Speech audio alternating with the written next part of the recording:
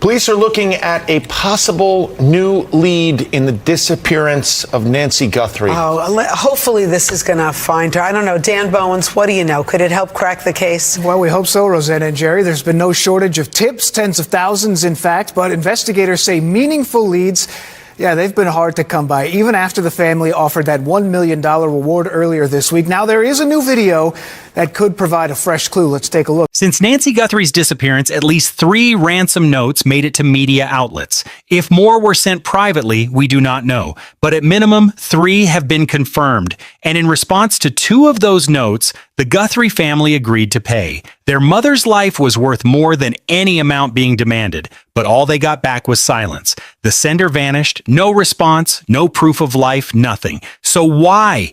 Were those notes ever really from the abductor? Stay with us, because by the end you will also hear exactly what Savannah has to say about whether any of them were real. There is a reason a lot of people following this case never fully bought into the ransom notes being legitimate. And honestly, I get it completely, because the moment you look at how those notes arrived and what happened after the family responded to them, one word keeps coming up: game. Not a real negotiation, not a genuine demand from someone holding a person and trying to get paid. A game.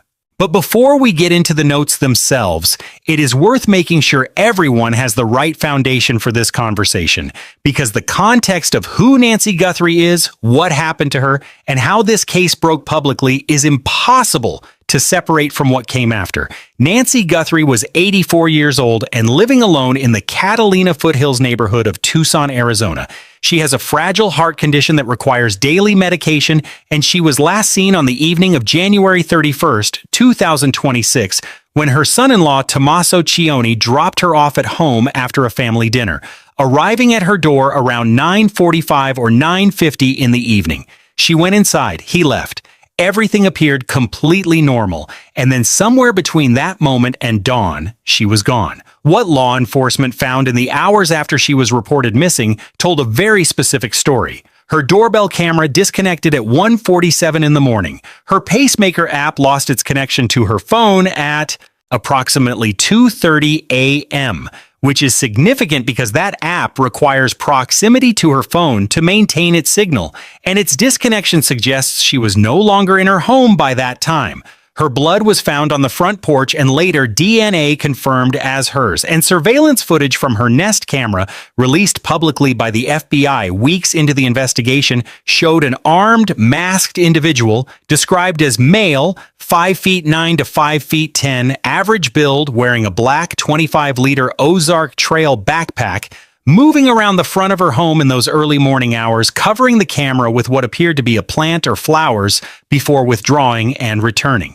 Pima County Sheriff Chris Nanos said publicly in the first days that he had a gut feeling from the start she had been abducted. He said, "We do in fact have a crime. The evidence supported it. The blood, the camera tampered with before dawn, the pacemaker signal going dark at 2:30 a.m. And he mentioned something in those early briefings that made the already urgent situation feel even more serious. Nancy was without her daily medication. She needs that medication to survive.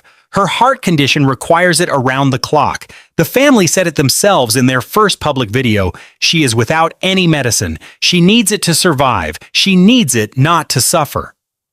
The FBI joined the investigation within days, and because Nancy Guthrie is the mother of Today Show co-anchor Savannah Guthrie, the story was national news within hours of the first police response. That visibility mattered enormously to what happened next, because within 48 hours of the case going public, the ransom notes started arriving. Now, the reason so many people watching this case never accepted those notes as legitimate comes down to 2 very specific things. And the first one is about how the notes arrived.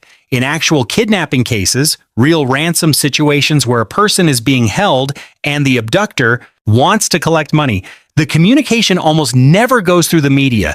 Think about this from the kidnapper's perspective for a second. Their entire survival depends on staying invisible. Every channel they use can be traced. The FBI is involved, local law enforcement is watching, and the stakes of being identified are extreme. So how do real kidnappers communicate their demands? privately, through the family directly, through a specific phone number, a note delivered to a family member's home, or a communication channel the kidnapper controls. Something that keeps the conversation between them and the people who can pay, away from law enforcement having full visibility, away from the public, and away from anyone who could use that information to track them. The absolute last thing a serious kidnapper wants is their demand landing on TMZ with the Bitcoin wallet address listed publicly for the entire country to see.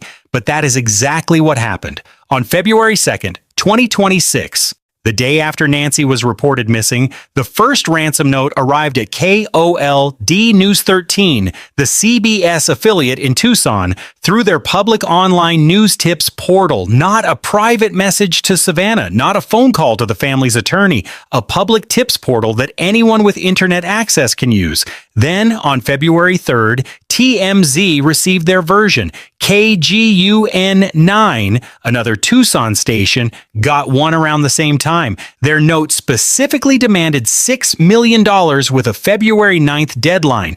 TMZ published their note on February 3rd and forwarded it to the Pima County Sheriff immediately. Harvey Levin went on CNN and laid out what the note contained. It claimed Nancy was okay, but scared. It stated there was no way to contact the sender. No phone number, no email, nothing.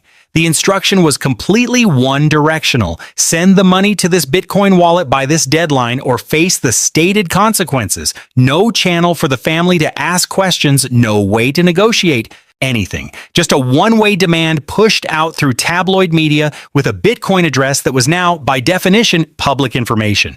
The markers of showing that it's real. The Bitcoin address, we checked immediately, and it's a real address. And here is why that matters so much.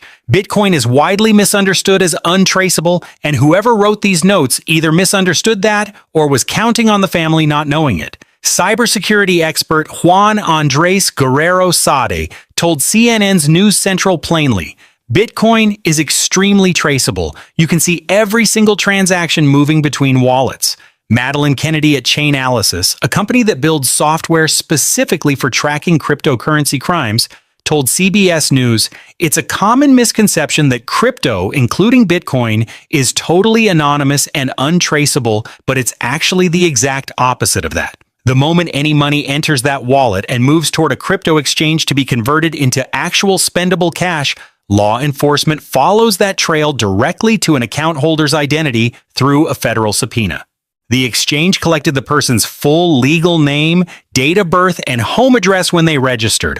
All of it is retrievable. So from the moment TMZ published that wallet address on February 3rd, collecting the ransom became the most publicly monitored potential financial transaction in the country. Law enforcement was watching it. Blockchain analytics firms were watching it. Journalists were watching it. A serious criminal planning to collect millions of dollars does not hand everyone this much advance notice of exactly where the money needs to go. That is the first major red flag. Public media channels instead of private family communication with a publicly known wallet address that the entire world could monitor in real time. There is also something specific about the content of the TMZ note that is worth understanding, because the details it included actually raise more questions than they answer about who wrote it. The note, according to Harvey Levin's description on CNN, told TMZ there was no way of contacting the sender. That phrasing is deliberate. It is not the note of someone who wants to negotiate. A kidnapper who wants to collect money needs a channel back. They need to know when the family is ready, when the payment is coming, when they can release their hostage. Building in structural impossibility of contact is not a feature of a well-planned ransom demand. It is either a sign of extreme paranoia about being traced, which is possible, or it is a design choice by someone who never intended to actually engage in a real exchange. And the person who sent it says, this is going to be the only contact, and you have no way of getting in touch with me. So they made that clear. That's why I believe that they are begging for this, because they have absolutely no avenue to make contact. The Pima County Sheriff's Department acknowledged the notes publicly but was careful with language. When Heath Janke, the FBI's Phoenix special agent in charge, held his press conference on February 5th, he made a point that was easy to overlook in the coverage. He said some of the details in the notes referenced publicly available information, specifically an Apple Watch and a floodlight. Those were details that had appeared in public reporting about the crime scene and the Guthrie home. That meant those details on their own could not authenticate the notes. Anyone who had been closely following the news coverage since February 1st could have known them and included them. Janke stopped short of calling the notes fake. He confirmed the FBI was investigating their legitimacy, but his mention of the publicly available details was a signal that authentication was not going to be straightforward. He also said something that would define how the public understood the family's role. While we advise and recommend from a law enforcement perspective, any action taken on any ransom is ultimately decided by the family. The FBI was not going to make this call for them. Whatever the Guthries did in response to those notes, they were doing it with the FBI's counsel, but on their own authority. The second red flag is what happened when the Guthrie family responded, and this is the one that really hardened the skepticism for most people watching. On February 4th, 4 days after Nancy disappeared, Savannah Guthrie sat between her sister Annie and her brother Cameron and released a video on Instagram addressed directly to whoever sent those notes. She said, "We too have heard the reports about a ransom letter in the media. As a family, we are doing everything that we can. We are ready to talk. However, we live in a world where voices and images are easily manipulated. We need to know without a doubt that she is alive and that you have her. We want to hear from you and we are ready to listen. Please reach out to us." We received your message and we understand. We beg you now to return our mother to us so that we can celebrate with her. This is the only way we will have peace. This is very valuable to us, and we will pay. That family removed every excuse the sender had not to respond. They were open, they were on camera, they were publicly declaring willingness to engage, and they asked for one thing, just one, proof of life. Give them something that confirms the person behind these notes actually has Nancy in their possession. Nothing came back, not a photograph. Not an audio clip, not a video, not a handwritten note in Nancy's handwriting, not a reference to something she would have said that only her children would recognize. In the 48-plus hours between the family's first public request and the next video they released, nothing resembling proof of life arrived. And there is something important to add here, saying something that made the proof of life question in this case more complicated than it would have been in almost any prior kidnapping case. Savannah raised it herself in that very video. She said, "We live in a world where voices and images are easily manipulated." That is a direct reference to AI-generated deepfakes, the ability to create convincing video and audio of a real person that does not represent anything real. Heath Janke confirmed this concern at his press conference the following day. He said, "With AI these days, you can make videos that appear to be very real, so we can't just take a video and trust that that's proof of life." In other words, even if the ransom sender had sent back a video of Nancy holding a newspaper and saying she was alive, the FBI could not simply accept that as authentic without extensive analysis. A video could be synthesized from publicly available footage of Nancy. Audio could be cloned from recordings. The family understood this, which is why Savannah specifically named it as a challenge in the first video. Verifiable proof of life in 2026 requires something that cannot be replicated by AI, and that raises the bar significantly for what counts as confirmation. All of that said, the sender sent nothing at all. Not a deepfake, not a real photograph, nothing. For everyone already skeptical, that missing proof of life settled it. Because think about the logic. If you are holding someone and you want to get paid, proof of life is the one thing you provide immediately when a family asks for it. It costs you nothing. It makes payment far more likely. Withholding it makes absolutely no strategic sense for a kidnapper who genuinely wants to collect. It actively destroys your leverage. The only scenarios where withholding proof of life makes sense are You do not actually have the person, and you are hoping the family panics into paying anyway, or you cannot prove the person is alive because they are not. And here is where the story gets more complicated, because right in the middle of all of this, a man in California made everything harder to follow. His name is Derek Colella, and he is 42 years old from Hawthorne, California. He has nothing to do with Nancy Guthrie's disappearance. But on February 4th, 2026, minutes after the Guthrie family released their first Instagram video, he opened a VoIP application that generates fake phone numbers and sent identical text messages to two family members, Savannah's sister Annie Guthrie Cioni and Annie's husband Tommaso Cioni. The message said, "Did you get the Bitcoin we're waiting on our end for?" The transaction. 3 minutes later, he called a third family member from the same fake number. That call lasted 9 seconds. When the FBI arrested him the following day, he told investigators he sent the messages because he wanted to see if the family would respond. He had found their contact information through online searches. He had no inside knowledge of the kidnapping. He did not know who took Nancy or where she was. He watched a story on the news, found contact information, and decided to insert himself. The FBI traced the fake number to an account registered to his Gmail address. The IP address led back to his home in Hawthorne. He was charged with 2 federal crimes: transmitting a ransom demand in interstate commerce and using a telecommunications device to anonymously harass a person. Released on a $20,000 bond with electronic monitoring and no contact conditions, his case is still pending. At the time of his arrest, Colella was already facing separate felony charges. From October 2025, he was one of 13 Los Angeles County employees charged with allegedly stealing state unemployment benefits during the pandemic. Prosecutors accused him specifically of fraudulently claiming nearly $10,000 in benefits while still receiving his county paycheck. The FBI criminal complaint made one point that people needed to read carefully, and most did not. His text messages have not been linked to the February 2nd, 2020 ransom demand. He is not the kidnapper. He is not connected to the original notes. He is a separate individual who saw an opportunity and took it. The Department of Justice described him as an imposter who tried to take advantage of a family's grief.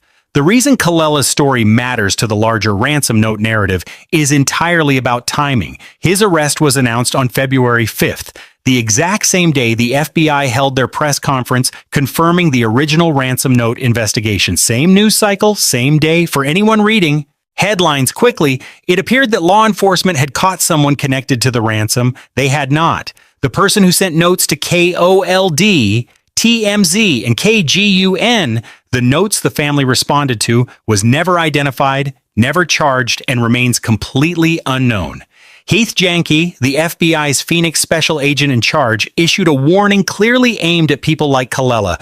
To those imposters who are trying to take advantage and profit from this situation, we will investigate and ensure you are held accountable for your actions. The warning was necessary, but the actual sender of those original notes was already gone. And there was a third separate communication. Around February 11th, TMZ received another note from someone who was not claiming to be the kidnapper at all. This person claimed to have information about who the kidnapper was, and they wanted 1 Bitcoin worth approximately $66,000 at the time, which was actually more than the FBI's reward at that point. In exchange for the suspect's name, they said they had already tried to reach Cameron Guthrie and Annie Cioni directly by email and text. TMZ's team described the tone as clearly different from the original notes and forwarded it to the FBI. I know what I saw 5 days ago south of the border, and I was told to shut up, so I know who he is, and that was definitely Nancy with them. This is the second time he has referred to more than one person involved in this. He said there is a main person and there are others, and he said it here. So by mid-February, the information environment looked like this. The original 3 notes to media outlets, the follow-up communication on February 6th that drove the "We Will Pay" video, a California man arrested for fake texts who has zero connection to the actual case, and a third-party informant claiming to know the kidnapper's identity for a price. Multiple actors, multiple agendas, total confusion about what was real and what was not, and no proof of life anywhere in any of it. The dominant public narrative had hardened. This was a game. Multiple people exploiting a high-profile disappearance, playing with a family's emotions while the real story went unresolved. And then Savannah Guthrie sat down on March 26, 2026, and drew a line through that conclusion. 54 days after her mother disappeared, Savannah sat down with Hoda Kotb for her first television interview since February 1st. She had been on leave from the Today Show for over 7 weeks. She told Kotb she wakes up every single night and in the darkness imagines her mother's terror. She said, "It is unthinkable, but those thoughts demand to be thought." I imagine her terror.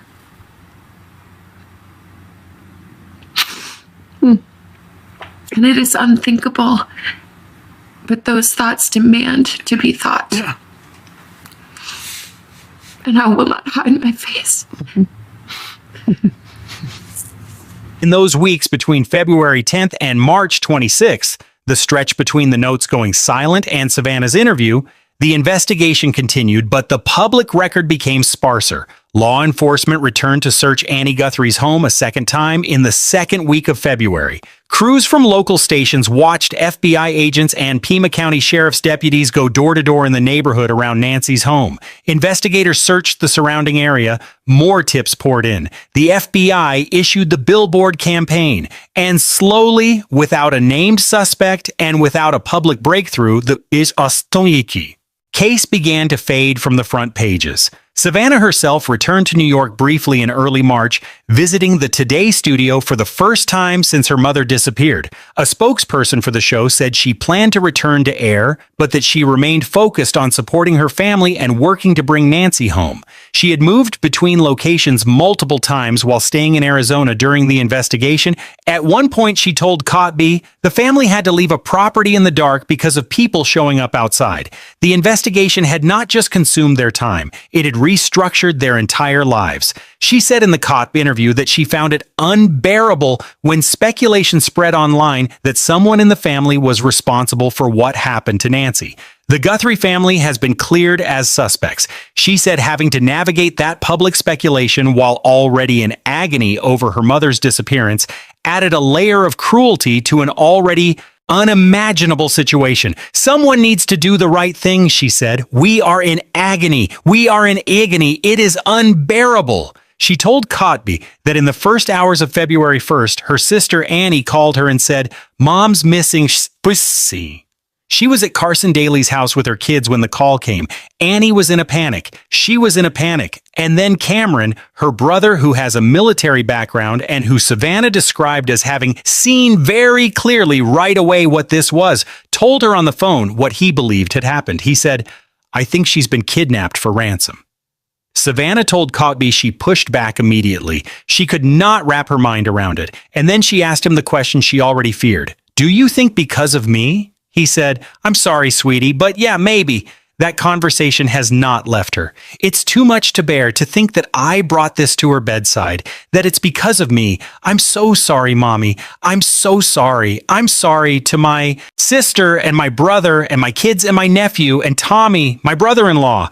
The guilt is specific and personal. The possibility that her career, her face on television, the public association of her name with money, made her elderly mother a target in the middle of the night. She also described what it felt like to film those ransom response videos, the ones millions of people watched and news networks played on a loop. How is it possible that we are having to make a video speaking to a kidnapper who took an 84-year-old woman in the dead of night, in her pajamas with no shoes, without her medicine, this little person, and to beg for mercy? Not a media strategy, a family doing the only thing available to them. She said seeing the surveillance footage the FBI released publicly was absolutely terrifying. And then she added something harder to hear. "I can't imagine that that is who she saw standing over her bed. I can't. That's too much." She was describing the masked individual with the backpack and the gun who appeared on her mother's Nest camera in the early hours of February 1st, and connecting that image to what Nancy herself would have experienced in those moments before she was taken. She also confirmed something the family had not previously disclosed publicly. Nancy's front door had been propped open when first responders arrived. The initial assumption was a medical episode, and then they found the blood, the disconnected camera, the propped door. The picture shifted fast. And then on the ransom notes, she said, "There are a lot of different notes I think that came, and I think most of them, it's my understanding, are not real, and I didn't see them. But a person that would send a fake ransom note really has to look deeply at themselves." To a family in pain. But I believe the two notes that we received, that we responded to, I tend to believe those are real. 54 days of official silence on the question of authenticity. 54 days of law enforcement saying the notes were being investigated without confirming anything. And then Savannah, on national television, draws a direct line. Most of the notes were fake. The two her family responded to, she believes were real. The phrase responded to is where the statement gets specific. The family made their February 4th video in response to the initial ransom note reports. The February 7th "We Will Pay" video was confirmed by sources briefed on the investigation to ABC News as a direct response to a second communication received by KOLD on February 6th. KOLD's news director confirmed that second note arrived just before noon that Friday, said it differed from the first in almost every way, was not a ransom demand itself, but something in it was compelling enough to drive the family to camera with the words, "We will pay," within 24 hours. The February 7th video was 20 seconds. Savannah sat between Cameron and Annie. She said, "We received your message and we understand. We beg you now to return our mother to us so that we can celebrate with her. This is the only way we will have peace. This is very valuable to us and we will pay." A full shift from 4 days earlier. February 4th was, "We're ready to listen." February 7th was, "We will pay."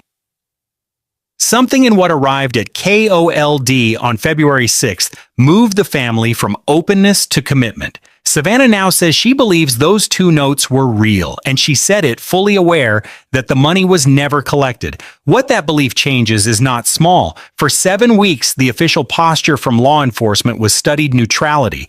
We are investigating the notes. We are taking them seriously. We have no confirmation of their authenticity. Savannah's March 26th statement shifts the public record in a way official sources have not. She is not law enforcement. She cannot authenticate the notes the way the FBI can, but she is the person those notes were ultimately aimed at. She is the one who responded to them twice on camera with an explicit commitment to pay.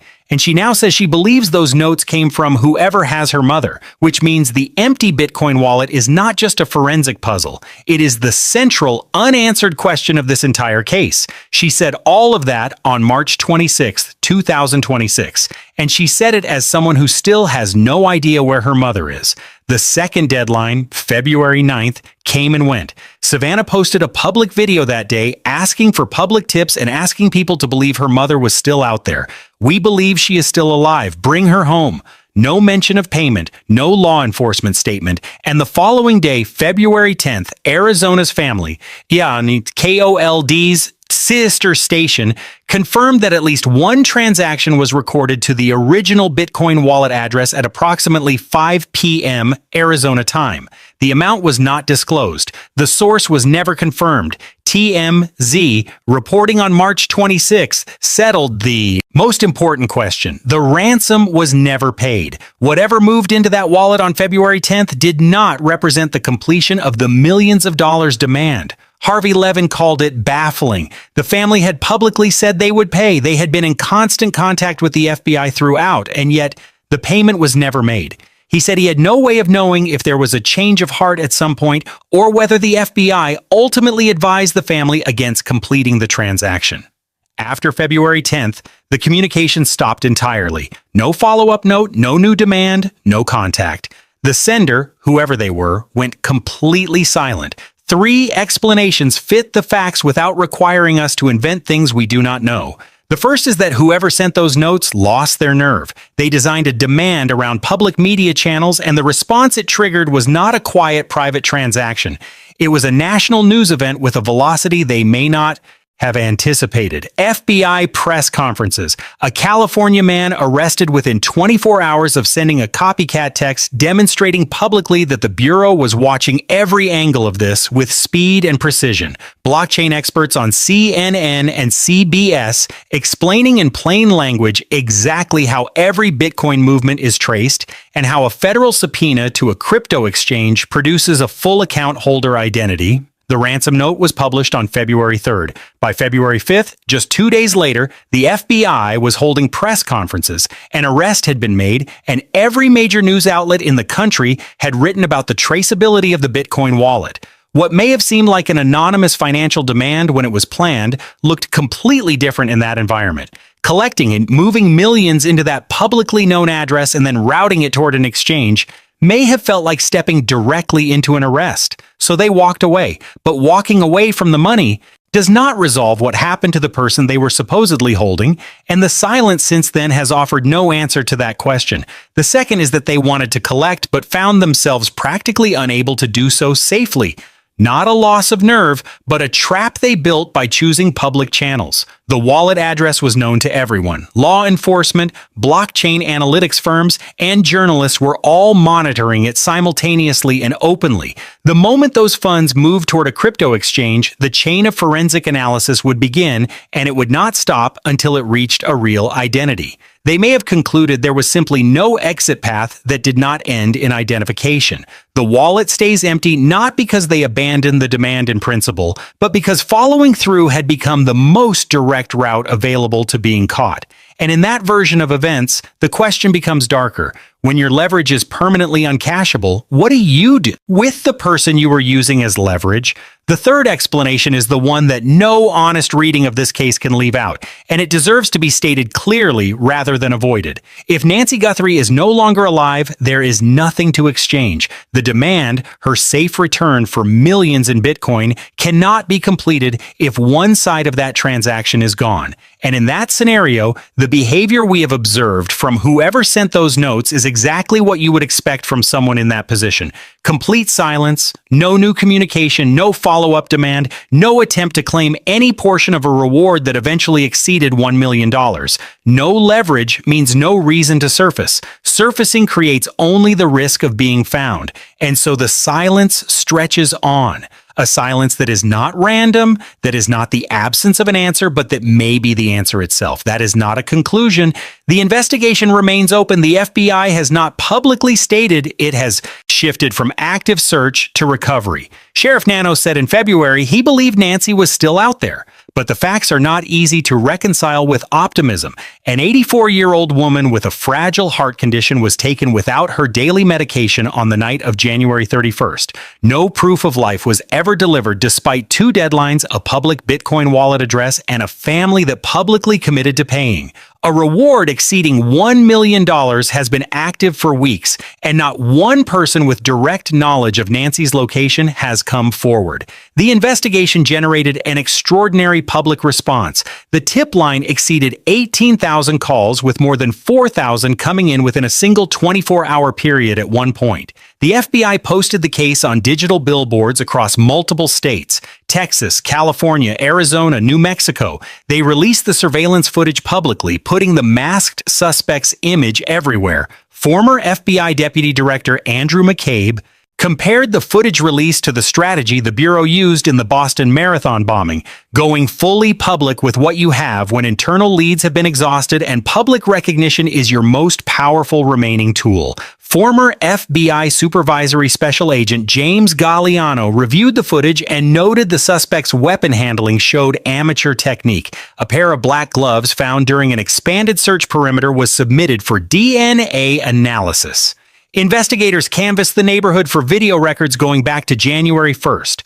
pulling footage from doorbell cameras, phones, and vehicles across the entire area. One individual was detained for questioning in connection with the case in mid-February. A FedEx delivery driver named Carlos Palazuelos, who had made deliveries to Nancy's home near the time of her disappearance. He was questioned and released without charges. The third-party note that arrived at TMZ around February 11th, the one offering to name the kidnapper for one Bitcoin, explicitly referenced Palazuelos, writing that the author did not want to be incriminated like that Carlos guy.